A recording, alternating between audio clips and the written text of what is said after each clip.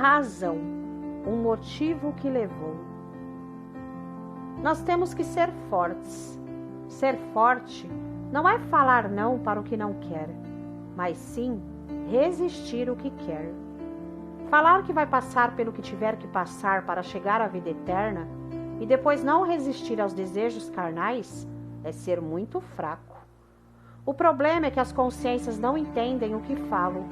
Eu falo da razão da vida, do motivo que levou o nosso Criador a nos criar, o que Ele espera de nós como criação.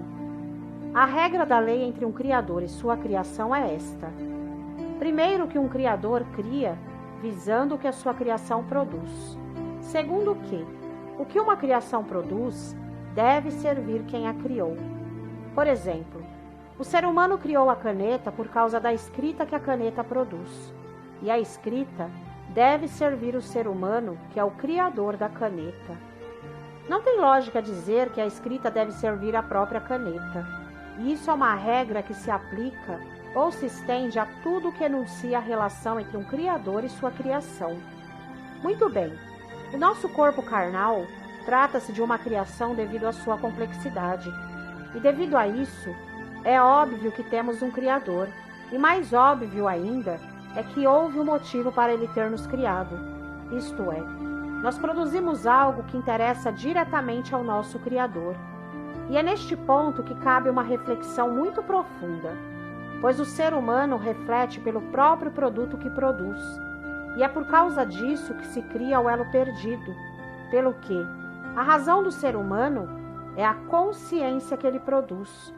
E é por ela que ele pensa, raciocina, forma as ideias, pondera e decide.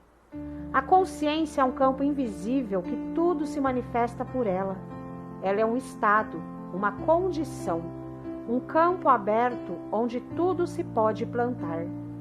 É a consciência que produzimos que dá sentido e valor a todas as coisas. Sem consciência, nada é ou não tem valor de que seja. Muito bem, da parte do nosso Criador, Ele assentou a porção do seu Espírito em cada um de nós pela vida. E através de um sistema sábio, Ele nos criou na carne neste plano material e nos assentou a porção do seu Espírito no plano espiritual, no mesmo lugar. Trata-se de duas existências no mesmo lugar, mas em planos opostos. E pelo propósito do Criador Deus, Ele quer que nós, como criação, produzimos consciência deste Espírito e andemos por ele. Uma hora se cumprirá a lei que diz: o pó volta ao pó como era, e o Espírito volta a Deus que o deu. Ou seja, a carne se fará uma com a terra novamente, e o Espírito se fará um com o todo do Espírito novamente. A questão aqui não é a carne nem o Espírito, que já estão definidos, mas a consciência que produzimos como criação. Pois para onde ela vai na eternidade? Uma questão simples de entendimento. Se no dia do juízo, que é o dia da morte, ela estiver ligada à carne que morre, cairá no vazio eterno sem volta por falta de um corpo, pois nem voltou com o Espírito a Deus e nem ficou com a carne que morreu. Mas se tão somente ela passar por uma metamorfose existencial dentro dela, se desligando da carne que morre e se ligando no Espírito da vida, ela voltará com o Espírito a Deus, e lá no plano espiritual, desfrutará a vida eterna dela pelo Espírito.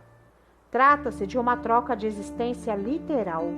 A consciência deve se desligar da carne que morre e se ligar no Espírito da vida dentro dela.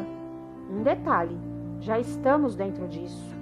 Não é uma questão de a tua consciência querer ou não querer. Todos nós vamos passar pela morte, e vai depender de onde a tua consciência estiver ligada para vermos a eternidade que ela passará.